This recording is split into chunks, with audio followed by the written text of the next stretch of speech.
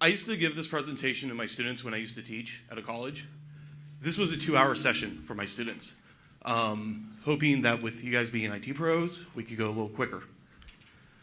My name is James Pierce. I'm James Ford in the community. If I don't get to your question today, we might have a lot of questions. Please reach out to me on the community. I'm very approachable here at the conference as well. Any questions you have, throw them at me. So, why should you listen to me about certifications? I've got 20 years of IT experience, ranging from all different...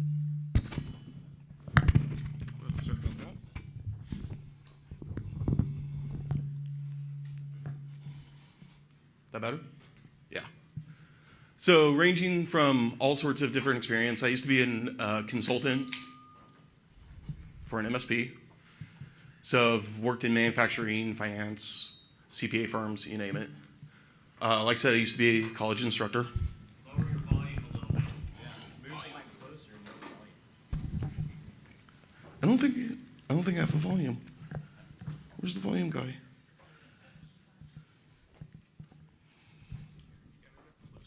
Up closer?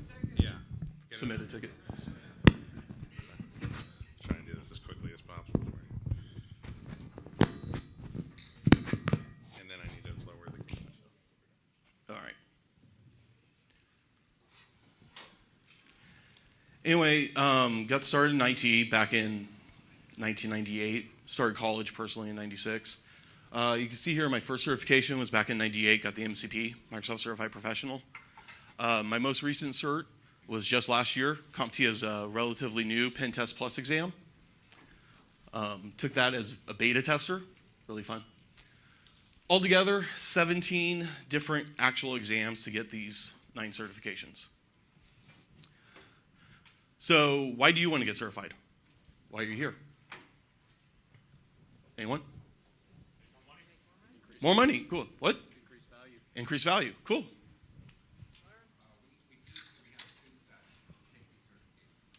Teacher, you're trained to teach them. Got it.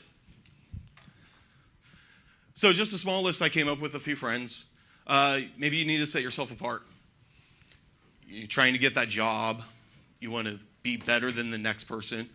You know, a lot of HR people are looking at certifications. They're looking at experience. They're looking at education.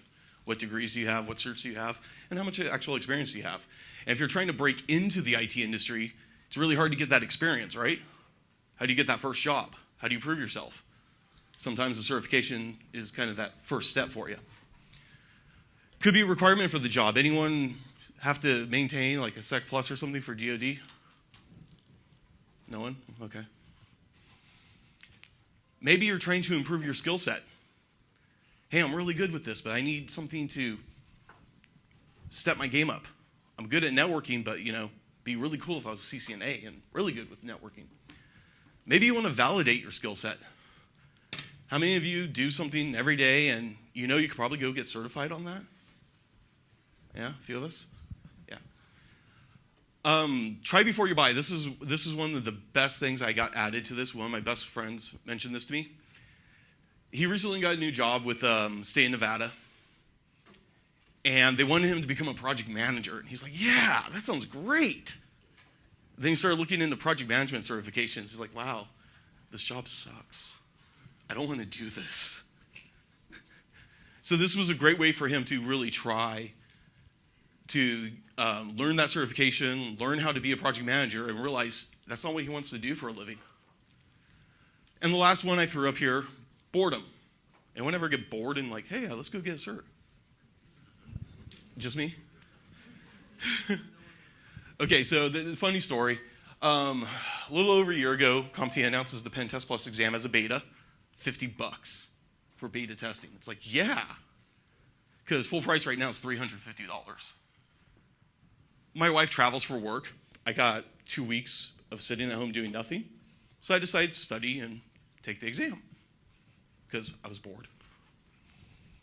All right. So, key takeaways today. What do we want to learn? Probably how to become a better test taker, right? Is anyone here not for that? Okay. When should you cram for an exam? Never. I like that answer. You'll see why. There are times you should, though. There absolutely are times. Most cases, never, though. And we're going to talk a little bit about the vendor way of correct answers. For any of you that have taken the certification exam, sometimes there's more than one correct answer. What's the best answer? Well, that all depends on your vendor. All right. So let's talk about how to prepare for an exam. Now, a lot of you are already going to have some of your own techniques. These are some of my techniques. These are some of the techniques of my colleagues. So it's just some stuff I've thrown together. Do I have every answer up here? No. First thing, set a goal. Why are you even studying? We already talked about why you want to get certified, but why are you even studying? Next, have you scheduled an exam yet? How many of you are like, I'm going to get this exam and start studying, and 6 months and a year later, you're still like, I'm going to get that exam? Me too. It's cool. Lost my train of thought, sorry. Scheduling the exam and having that hard deadline is really good to light a fire under you. You know, I personally will start studying like a month or two in advance before I schedule the exam, and then I'll schedule the exam for 2 weeks out. And it's like all of a sudden it's crunch time. Oh my God, I gotta get my stuff together. I gotta get this done. Don't forget, you can reschedule exams. You gotta usually give like a 24-hour notice, like email or call the testing facility. But schedule it out. And if you're not ready, 48 hours ahead of time, get a hold of them and reschedule. But keep that fire lit under you to keep studying and keep preparing and keep getting ready for the exam. You know what's extreme on that? Tell your boss when you're going to take an exam. Ooh, I like that.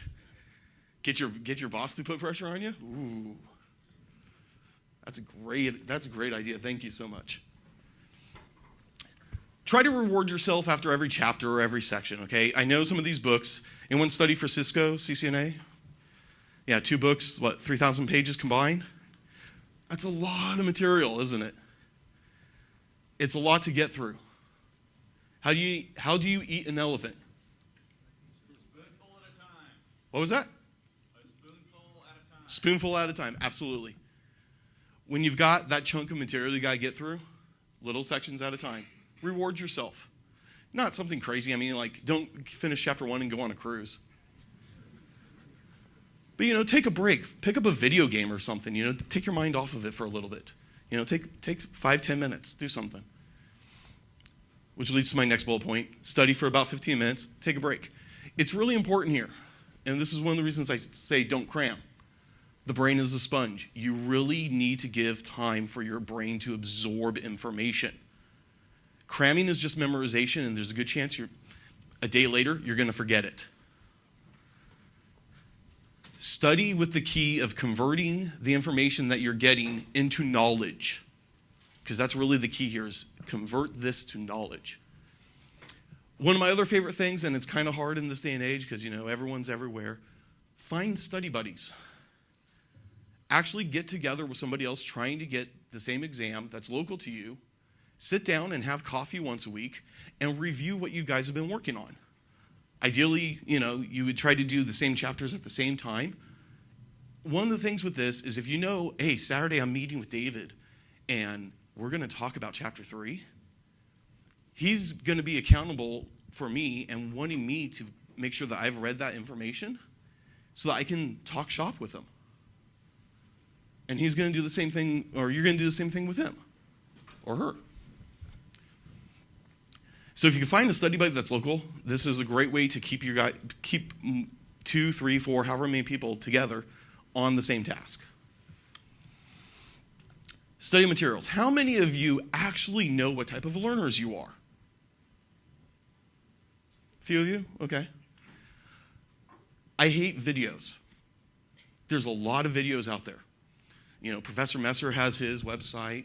YouTube has a bunch of stuff. I cannot watch a video and learn. It is not compatible with my learning style. I'm a little bit old school. I like hard books. I like highlighting the books. I like writing the books. I like tabbing books, different pages. That's just the way I am. I like taking handwritten notes, which I have on here, and it's very important. But you need to understand what type of learner you are. Can you learn through videos?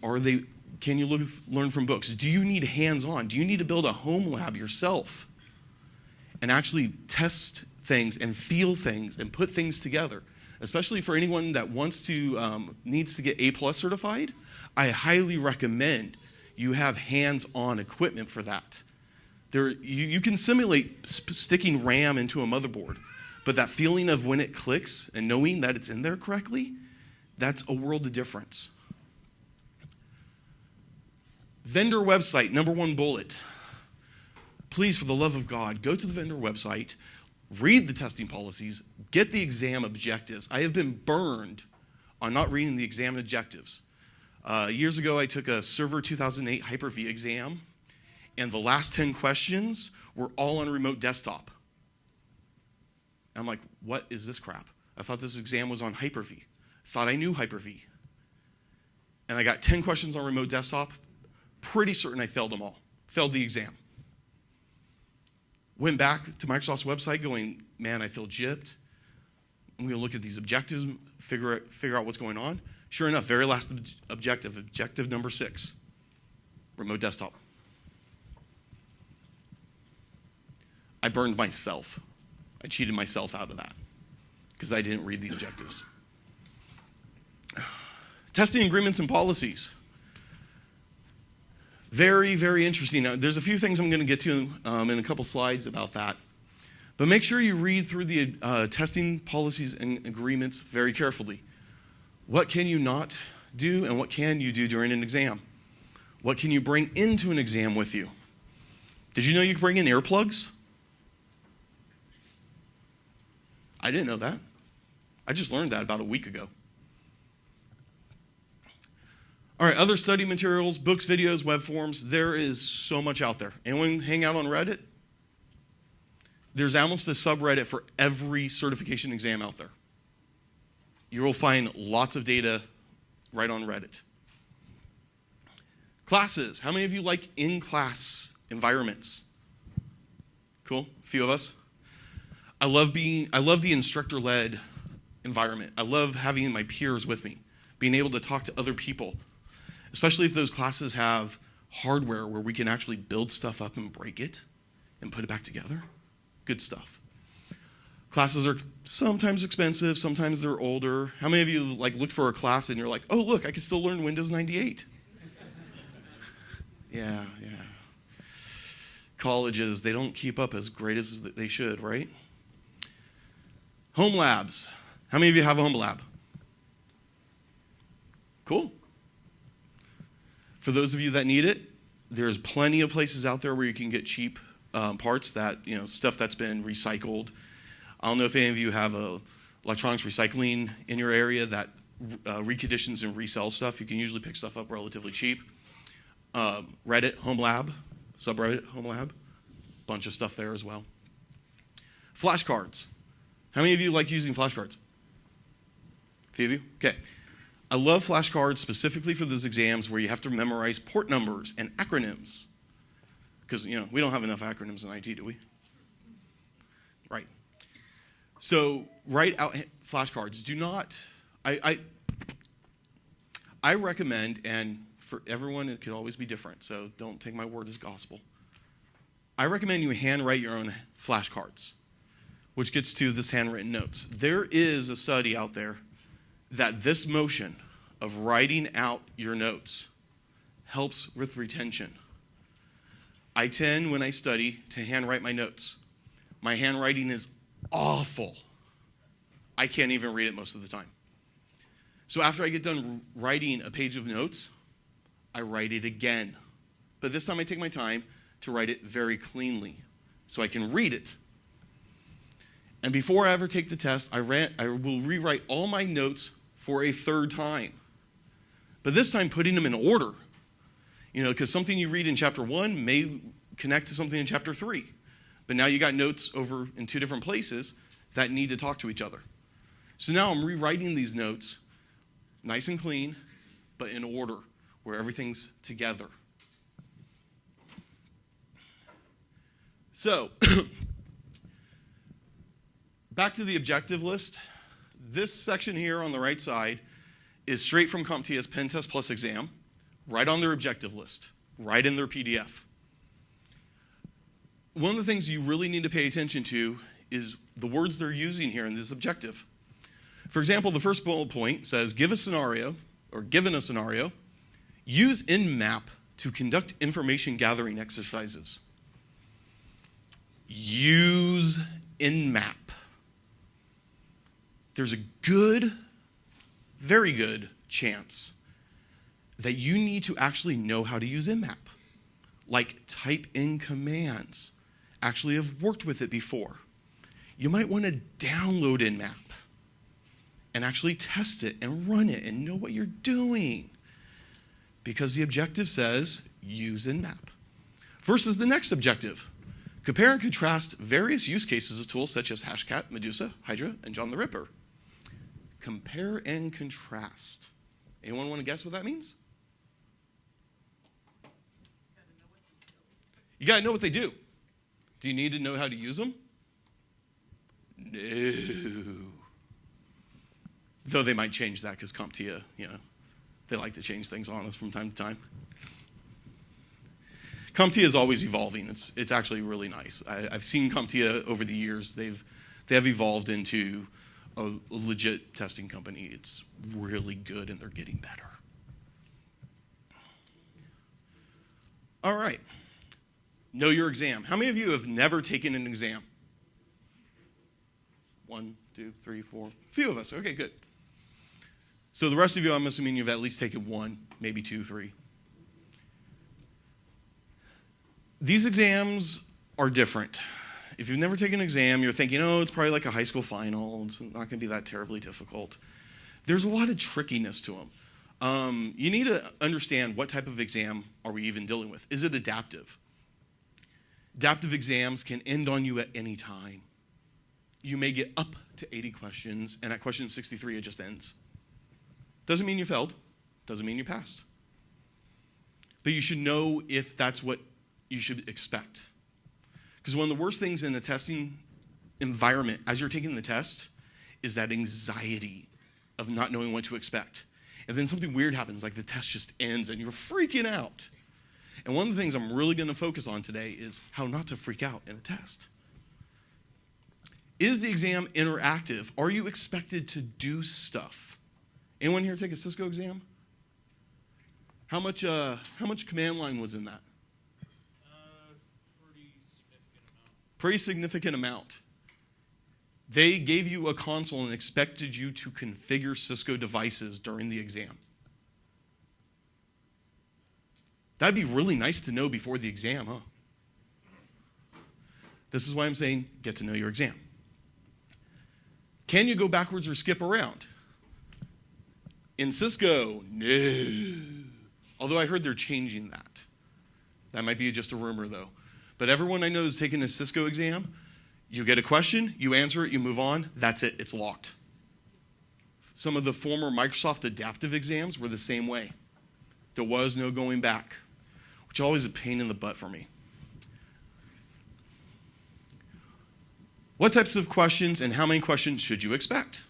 We're going to talk a lot about different questions here. And most importantly, what's the passing score? Assuming your exam even has a passing score. There are some exams out there that are just pass-fail. They don't tell you the score.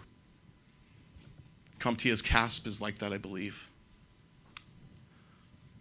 Boot camps. Anyone ever heard of a boot camp? To me, this is a naughty word. It's one of the bad B words. There's another bad B word in here we're going to talk about. I am not a huge fan of boot camps. First of all, they're typically not for beginners. This is when you already have experience with the products, the hardware, the software, and you are literally trying to cram that information and get ready to take the exam. There are some boot camps that are offered out there that they are nothing but test engines. You go in, you sit down, and for 8 hours a day, They throw question after question after question at you. So if you don't actually know the material, all you're doing is memorizing questions. This is not knowledge. This is not how to pass an exam. This is why some IT certs have a bad reputation, because people are paper certified because they don't actually know what they're doing. And of course, they could be pricey. I've seen boot camps for like $3,000 a week. Yeah. I'm not a huge fan of it. In certain cases, this does make perfect sense. For example, if you're already working with a lot of Cisco equipment, you've been doing it for years, and you just want that CCNA, go take a boot camp. You already know the stuff. You just got to get ready for the test. When should you cram for an exam? Never.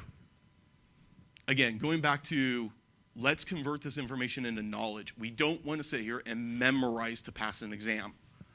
I know I did that in high school.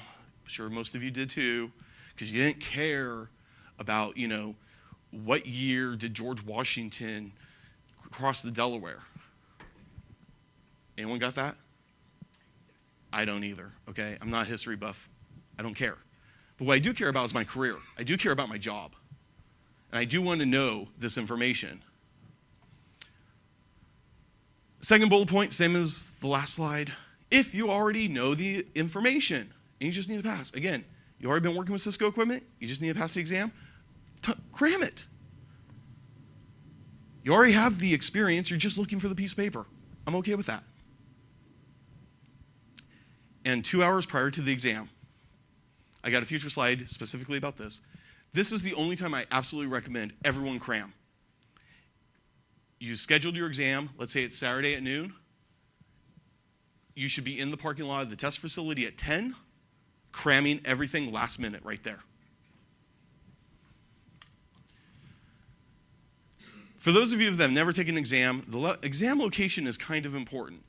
Mainly because if you miss your exam, you get to pay it again.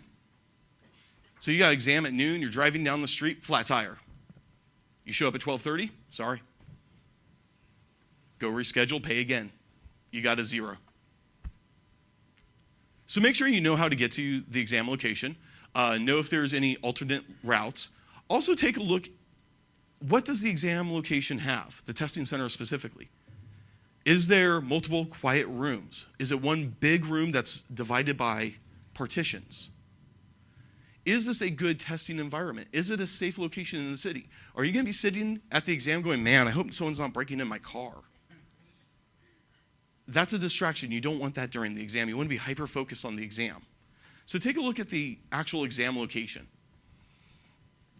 And again, make sure to get there early. I recommend 2 hours so we can cram. So, this is my personal study schedule. Every exam I've ever taken, I use this. This does not mean I study for 2 weeks and I pass an exam. When I think I'm ready to take the exam, so I already have some experience with the hardware or software. I've already been doing some study. Maybe I've already read the book once. Then I go into this mode. First thing I do is I schedule the exam. I like Saturday at noon. I am a creature of habit, which is why I've mentioned Saturday at noon 3 times already to you. Every exam, nearly every exam I have scheduled Saturday at noon. There's been a few that I've had to take like Wednesdays at 5 or 4 or something for various reasons. But most of my exams has always been Saturday at noon. I'm a creature of habit. I want to do the same thing over and over and over again. And if it's successful, I keep doing it over and over and over again because it is successful. So once I get my exams scheduled, I'm going to take a couple hours to continue to study. So this first Saturday, as well as the next week, Sunday through Friday, what I am studying is everything in my book, every chapter, every objective. I am going to focus on everything that's available to me. I'm going to take a few hours a day because, well, I work 8 to 5. I can't spend 8 hours a day studying. Saturday, I am taking a break. Again, the brain is like a sponge. It needs time to absorb. Take a break. Saturday, I'm going to go grocery shopping. I'm going to do my laundry. I'm going to do all those stupid errands I haven't done all week because I've been studying and I've been working. The week before the exam, Sunday through Wednesday here. Notice I have weaknesses right there. Every exam you take, there's going to be something that you're just not good at. I remember when I took the A+ exam, there was all this stuff about laser printers. How many of you work on laser printers? I see 1, 2, 3, 4-ish. Not a lot. How many of you go so deep into the laser printer that you actually know the laser printing process and you know which power supply drives the Corona? Yeah, me either, but apparently you have to know that. Okay? There are some things on these exams because the vendors really want you to be an expert. They really want you to go deep dive into this stuff that you're not going to be very good at because you don't do it every day. That's not your primary job. I have a printer repair guy. I have a lot of printers in my environment because we do printing. When a printer breaks, I call somebody. I don't personally care about the laser printing process. Is it important for a lot of roles? Yes, not mine though. So these 4 days here, I want you to study on your weaknesses. Because if you think about any exam, think about, roughly 60 to 80 questions. You've got roughly 6 to 10 objectives. And if we balance things out, you're looking at, somewhere between like 8 to 10 questions per objective. So if you're going to get 8 to 10 questions on printers and you suck at them and you fail every single one of them, do you think you're really going to pass that exam? Probably not. So if we can take this weakness, it'll never be a strength. I'm telling you right now, if this is your weakness, you probably will never make it a strength unless you work really hard on it and start doing it every day. But what we're trying to do is bring this weakness up a little bit. We're not going to pass every question on this weakness. But instead of getting 0 out of 8 questions correct, let's try to get 4. Let's try to get 50% of that. If we could get 4 more questions right on an exam, that improves your chance of passing by a lot. So let's take some time and actually focus on the weaknesses. Once we've done that, Thursday, we're going to take another couple hours and we're going to go back through the whole book again, as much as we can, as fast as we can. Because I know you just got done focusing on your weaknesses, but what I don't want you to do is lose your strengths either. Because if your strengths are, Windows networking or Windows administration, and there's an entire objective on that, you still want to get 8 out of 8 on those or 10 out of 10 on those. So we don't want to lose any of that as well. Thursday is also another significant day. This is Thursday at noon, assuming my exam is Saturday at noon, is 48 hours before the exam. Typically, I need to give 24-hour notice if I need to reschedule. Life happens. By Thursday, if you don't think you're going to be ready for the exam, it's time to reschedule. Rescheduling is okay. Because Friday, I want you to take a break. I want you to go have a nice dinner, maybe go out to the movies, forget everything you've learned. All right, don't forget it, but don't think about it for a second. Question? You reschedule, you don't have to pay again, right? You reschedule the date you take it. I have never seen any exam require you to pay again if you reschedule, okay. But make sure you read those policies because I'm not an expert on every single exam. Microsoft, CompTIA, Cisco, no problem rescheduling. Okay. Good question. But at this point on Friday, let me tell you something. There is no point to cram. If you don't know it by now, you've either studied wrong or you're just not going to know it. It's going to be one of your weaknesses. What more are you going to do Friday night at this point? We've just studied for how many hours here in 2 weeks? After studying for potentially a month or 2 or 3 months before this, we've studied a lot. All right, Saturday is exam day. Make sure you get a good night's sleep. Don't stay out too late Friday. Don't drink too much. Saturday at noon's my exam. I like to show up at 10 o'clock in the morning. This is the time I want to cram for the exam. I want to take this 2 hours and take all my notes and read through them and get all that stuff that really does need to be memorized. That's just never going to be knowledge. What port's SNMP? I knew it for the exam. Don't remember it now, sorry. But that's the type of information you want to keep fresh in your head. This is when you want to cram. What about those acronyms? What does SNMP stand for? Simple Network Management Protocol, right? This is the type of stuff we want fresh in our head.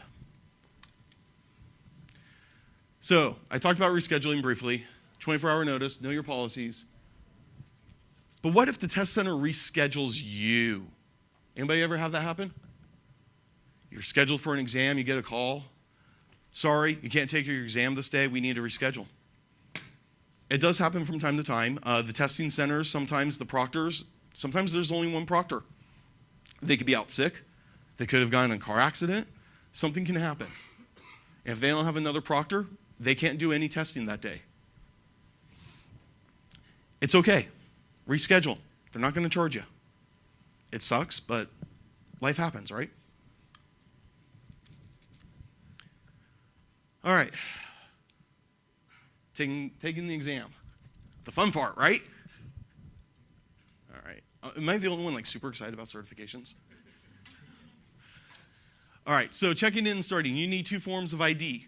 One of which is a valid, non-expired, government-issued ID with a photo, driver's license, passport, that type of stuff. The next one needs a name and photo or name and signature. So credit card, social security card, library card, student ID, stuff like that works fine.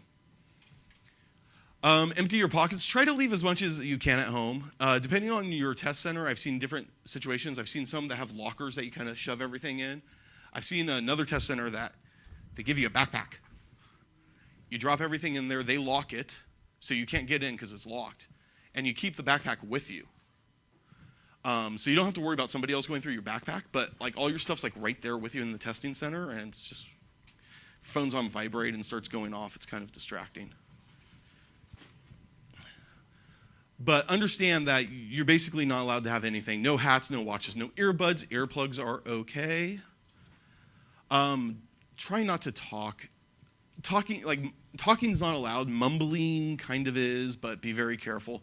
These exams are audio, video recorded to make sure there is no cheating. I do mumble when I take exams, and I have to keep reminding myself to shut up.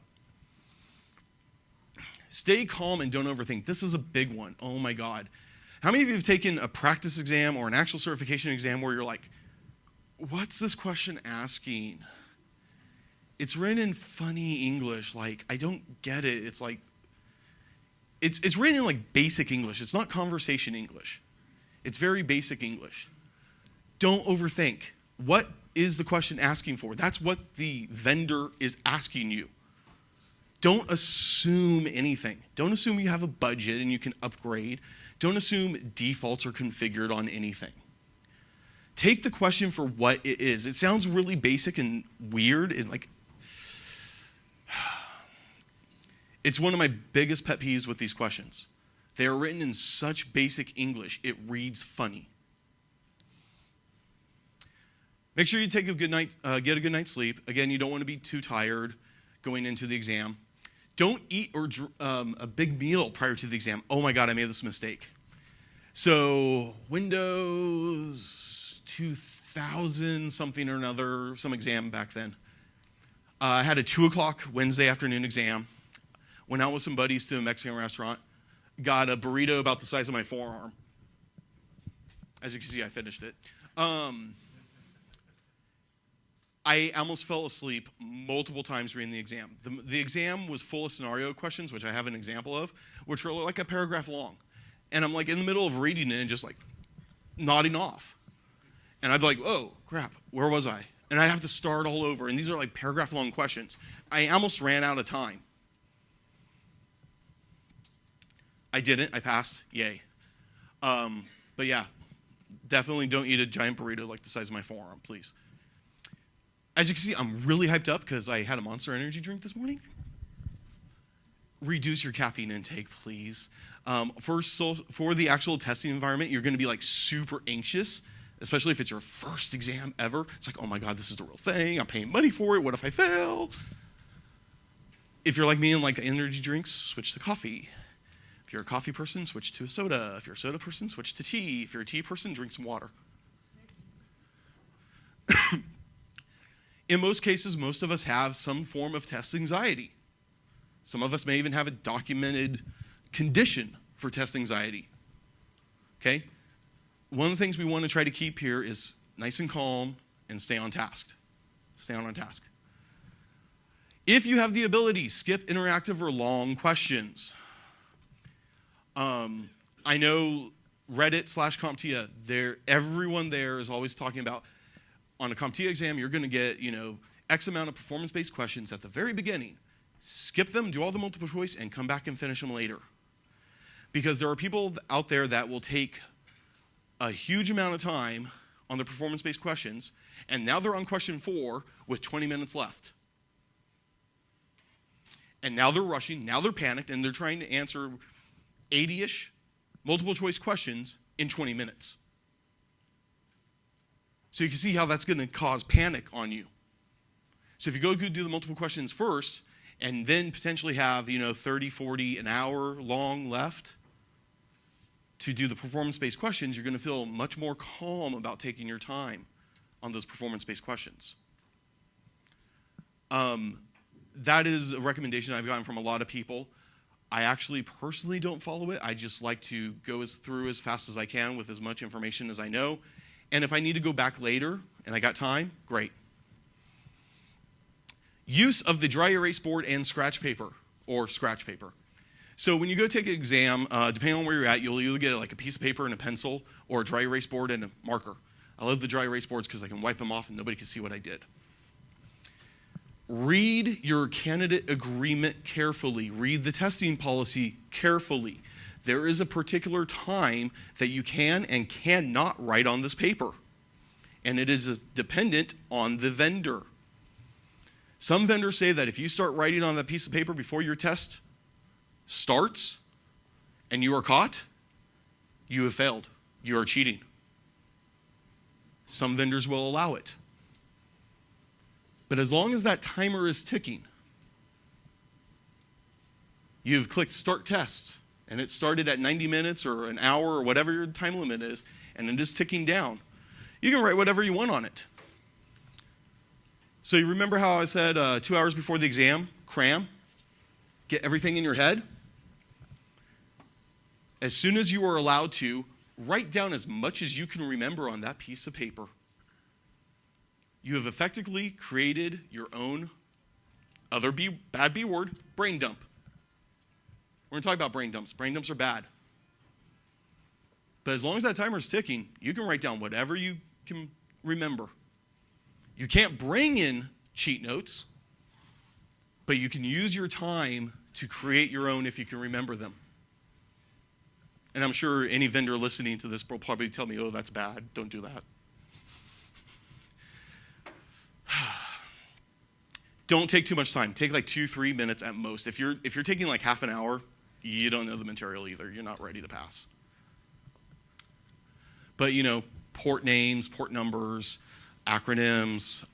If you're doing anything Cisco networking and need to know how to subnet, maybe like a subnet cheat sheet, there's a few of them that you can memorize and write down. So, types of questions. These are very basic. These are your multiple choice questions. You have single answer and multiple answer. Single answer on the left, notice radial buttons. You can only select one. On the right here, multiple answer. Notice check boxes. Some vendors will tell you exactly how many to choose. Right here, select 2. Some vendors will say select all the best answers. You may also see check boxes that go 7 deep, 7 possible answers, and they'll tell you to choose 2, 3, 4, or as many as are correct. I think I had a Microsoft exam that had like 7 different answers. I was like, come on, really? Scenario questions. Microsoft's great for this. This is what I'm talking about. It's a paragraph long of information. Most of the information in here is going to be fluff. There's about 1 or 2 sentences that actually matter. And you need to read between the lines and figure out what they're asking. With these particular types of questions, the first thing I like to do is read the last sentence or the question. What are they actually asking me for? What should you do? That's not very good. You need to ensure that updates in any office are seen in all offices by the next day. Cool. We're looking at something about replication or something, right? So now I know what my objective is. What is it that they really want me to do? Now I can read the rest of this paragraph focused on exactly what I'm looking for my answer. Versus what traditionally people will do is read the whole paragraph, get to the bottom and go, oh, that's what they're looking for, and go back and reread it, wasting time. I don't like to waste time in exams. Anyone ever run out of time on an exam? Yeah, sucks, doesn't it? Interactive or performance-based questions. We talked about this a little bit earlier. In Cisco, you can expect to see stuff like this. Here's a network diagram. Here's a console. Please configure to do something. For example, we want to set up VLAN 30. Please type in the commands to create VLAN 30 on this switch.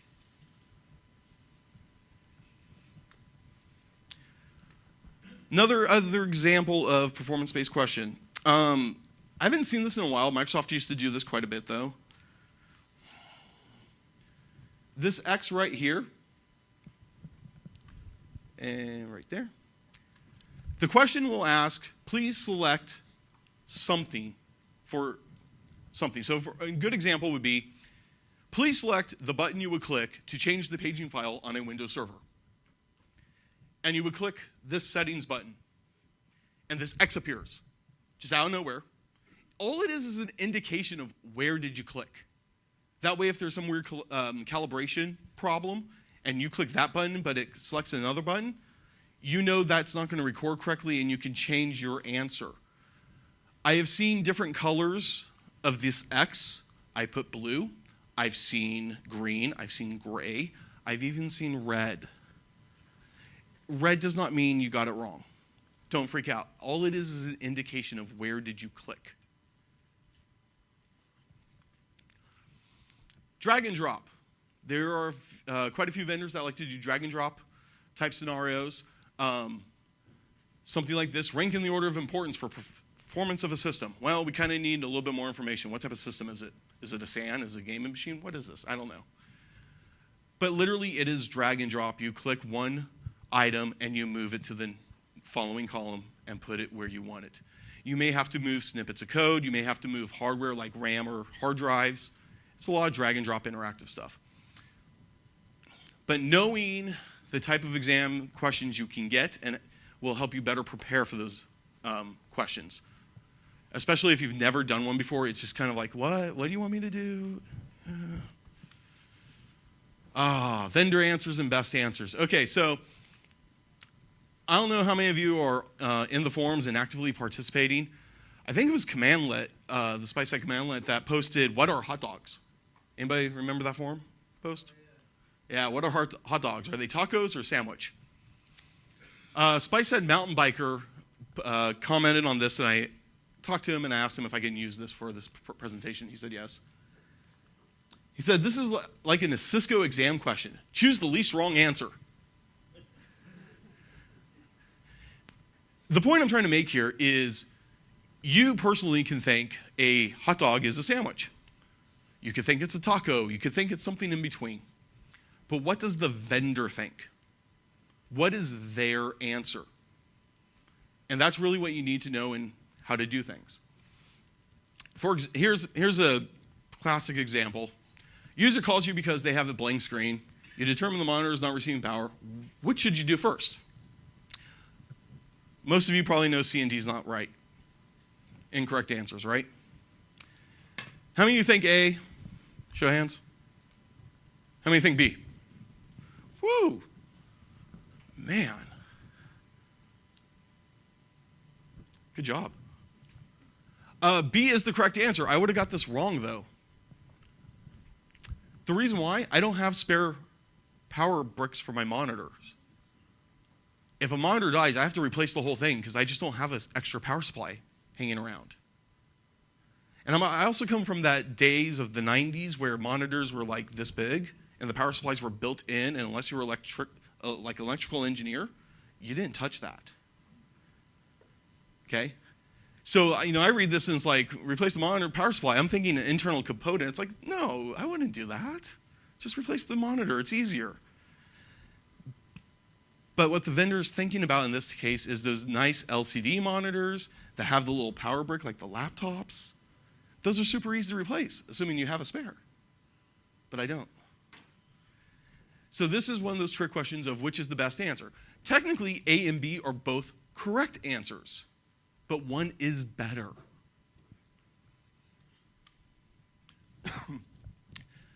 Anybody familiar with Windows 2000 back in the day? Old school? Yeah. Windows 2000, this was awesome in Microsoft. Windows 2000 introduced routing and remote access. And you could turn your Windows 2000 server into a router. And you got a lot of questions like these. How do you turn it into a router? How many of you have ever used Windows 2000 or any version of Windows as a router? Wow. Nice. I've seen it in production once. In 20 years, I've seen it done once. Most of us would think this is one of those weird questions because it's like, man, if I need a router, I'm just going to go buy a router. Why would I spend, $900 on a Windows Server license and hardware when I could buy, potentially a couple $100 cheap router I could pick up at Best Buy or something? Anyone that cares, the answer is A and B.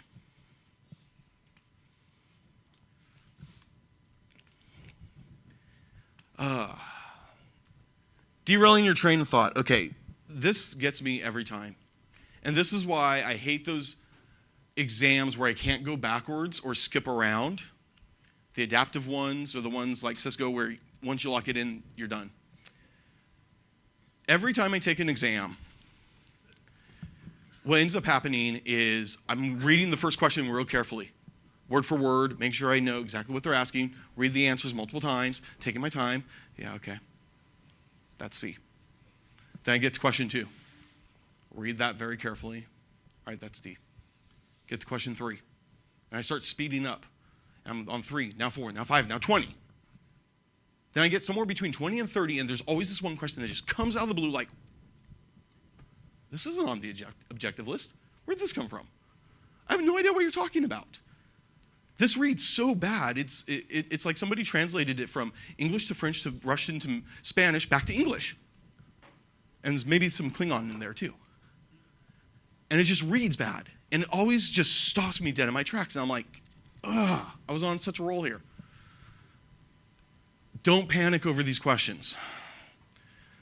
Some vendors will throw questions in that they are testing for a new version of the exam at you. And they aren't even scored against you. You honestly don't know which questions are scored against you or not. You can have 80 questions and 30 of them potentially not scored against you. I highly doubt it's really like up to 30, but there's probably a few. Vendors like to test new questions at you. Or maybe they're changing some of it because there's a typo here, and they made the wrong change. I'm not saying the question you're stuck on is not going to count against you, but it's possible. It's possible it's not going to count against you. Don't let it ruin your train of thought. Mark it and move on if you can, or answer as best as you can and move on, and get the train rolling again. Don't let it break your confidence either, like, oh my God, I didn't study right. It could be one question that throws you. I remember when I took the Security Plus exam, 2003, years ago. The very first question, I was like, oh my God, what is this? And I spent like 10 minutes on it. The rest of the questions, everything was in the objectives. I had studied that information. The very first question threw me, though. I don't remember studying for that. Oh my God, we're almost out of time. Before you end the exam, make sure you have answered every question. Check that every question has enough answers. If it requires more than one. And absolutely, positively, unless you are really certain, do not change answers. I cannot tell you how many times I've seen people coming out of that test center, head down. Oh, I should have never changed that answer. You're at the end of the exam. You've seen every question they're thrown at you, and you're calculating in your head like, oh my God, okay, so I need like a 750 to pass. I think I missed there's 10, 15. Oh, I'm just not sure about those. And if I calculate that in my head, I'm at a 740. I need to change one answer. There's one that I'm not sure about. I need to change it because that could pass or fail me. Look at me here. Do I look confident at this? I'm freaking out. Why are you changing your answers when you're freaking out? When you answer those questions at the start of the exam, you were confident about this. You've read the material. You've done all this work. You were certain that was answer C, but now you think it's D? Why are you changing answers? Surveys. For those of you who have taken exams, you've probably seen these surveys before. They ask very basic questions. How long have you been taking this, or how long have you been studying for this exam? Do you have any other certifications? How many years experience do you have? These surveys may or may not impact your exam content or scoring. Everyone I talk to that has taken an exam believes the survey impacts your score or the content. I have personal experience years ago where I took an exam and I answered the survey honestly. I've been studying for a year. Yeah, I have these other certifications. And I got questions that were not in any of my study resources. Stuff about server clustering, and I didn't even know what clustering was at the time. I'm like, where did this come from? Failed the exam, went home, studied for 2 more weeks, came back, answered the survey like I knew nothing, and got the easiest questions I'd ever seen. I can't prove that survey had an impact. But if you are superstitious like me, you're not going to answer it honestly anymore. Failing an exam. You know what happens to the best of us? I have failed 3 exams in my life. Certification exams. High school, I failed all sorts of exams. Don't even get me started on that. Cost of failure is learning. Exam printout you get, at best kind of gives you an area. Oh, you got like 30% on printers. Yeah, I expected that. I suck at printers. But more importantly, keep a pen and paper in your car, pencil paper, something to write on. When you get back to your car, write down everything in that exam you struggled with. These are your notes for retaking. You know exactly what type of questions you just saw and what they were asking for and what they wanted you to know. Perhaps they were trying to have you do a live migration of a Linux physical host to Hyper-V. Well, crap, I don't know Linux. Now I need to. I need to know how to do that migration because there's a chance that when I retake that exam, I'm going to see that possibly exact same question. Because what's worse on retaking an exam? Failing the same question you failed the first time. Brain dumps, don't use them. Many are incorrect. If caught using, certification companies can pull your cert, can ban you for a period of time from taking the cert again. There is a brain dump checker at CertGuard. So if you're uncertain about a certain website, like, ooh, I like this one, this is really cool, throw the URL over at CertGuard, and they'll tell you whether or not it's a brain dump site. I've also heard rumors that vendors have posted brain dumps. So they're trying to catch people who are cheating. So, again, don't use brain dumps. Create your own.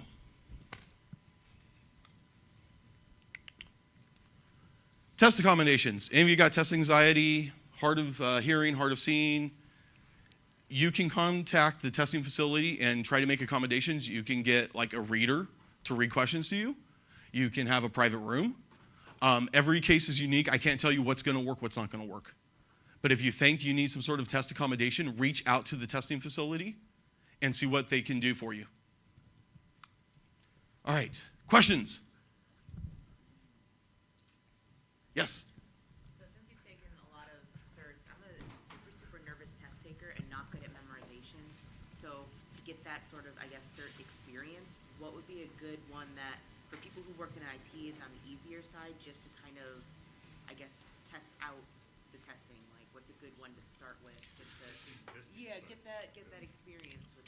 Okay, so in general, so the question for those that didn't hear is what's like a good starter test to like kind of get that experience of how to take tests? The general one to start with is CompTIA's A+. For a lot of you, you're way past that A+ experience. So my kind of question back to you is, what is it that you want to do with your career, and what tests are going to help you along that way? So I'm in, my degree's in cybersecurity, so I wanted to go that way. So I was looking at possibly Net Plus or Sec Plus. I know that they're not overly relevant, Right. A plus, Net plus, Sec plus all kind of build on each other, and then as well as the CYS A plus and the Pen Test plus, and then CASP. So definitely, I would say Net plus would be a really good starter one if you've got some networking experience. It's a couple months, you'll be right through it. There are some websites that you can go to that have like test exams that you can work through. Yes, there are plenty of sites out there that have practice tests. There's a lot of vendors downstairs that offer training as well. You can take a look at them. CertMaster helps. Got a microphone. So do you see a trend in HR or IT hiring where you're looking for a new job that they're looking for certs that require you to renew those, or one time I own it and they like those better? I can only answer from personal experience. I've been on the, I don't work in HR, but I've been on that panel of interviewing and what am I looking for and how do I separate resumes? I am kind of a jerk about resumes. I don't even read the contact information until the end, and if I like the resume. The first thing I'm looking for is a skills section. What do you claim that you could do for me? And then what I'm looking for is how did you get that experience? Do you have work experience, certifications, or college degree? And then if I like what you claim you can do and you've proven to do based off of everything else, then I'll read your name and you go in a pile. So I look for all three items: work experience, college degrees, or certifications. What do you have and what does that add up to?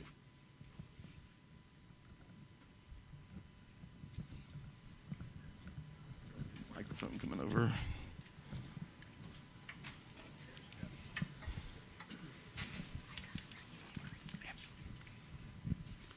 So if you finish early on the exam, do you go back and start looking at things if you're not going to be changing your answers? Absolutely. So, yes.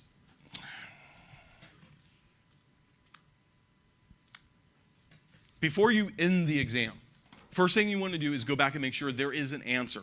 I've gone back through and I've seen where question 3 just has no answer. I thought I clicked C, but it didn't register. And that's what you're really looking for, is to make sure there is an answer. I don't necessarily reread if I'm confident, like, okay, I think I got this passed. Obviously, there's been a few where I failed and I wasn't confident, and I went through and I, started looking at this stuff, started second guessing myself, wondering, should I change the answer? Should I not?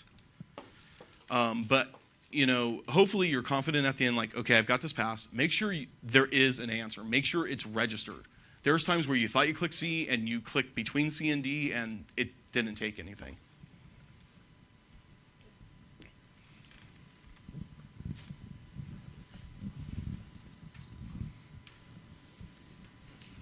You mentioned the accommodations for testing and stuff. I have a fellow workmate that is, when she's reading things, she doesn't know she does it, but she reads them out loud. And it's just kind of in a mumbly voice, but she's reading them out loud. One of the certifications she's looking at taking requires her that she can't say anything. She can't talk. And I don't know how she's going to take that exam. How do you go about finding out these accommodations? The best thing to do is contact the, not the testing facility, but the testing provider. So like, who is it? It's not Sylvan Prometric. That's the old one. Pearson, thank you so much. Contact Pearson View and talk to them about the testing accommodations and explain the situation and see what they could do. Have you ever seen a test where there's there's always multiple ways to do one thing, but it's scenario based? So if you click something that is right to do it, it's wrong. Have you ever seen anything like that? And then how would you kind of get around it? So that kind of goes back to the best answer thing. You never see your answers. You don't know what you got wrong. So sometimes there are multiple answers that are technically correct. And again, you need to know what is the vendor best answer. Is a hot dog a taco or a sandwich? And what does the vendor say?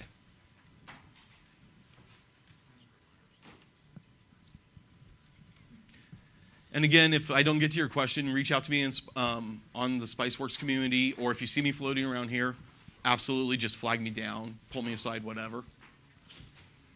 Thank you Got some- very much. yeah.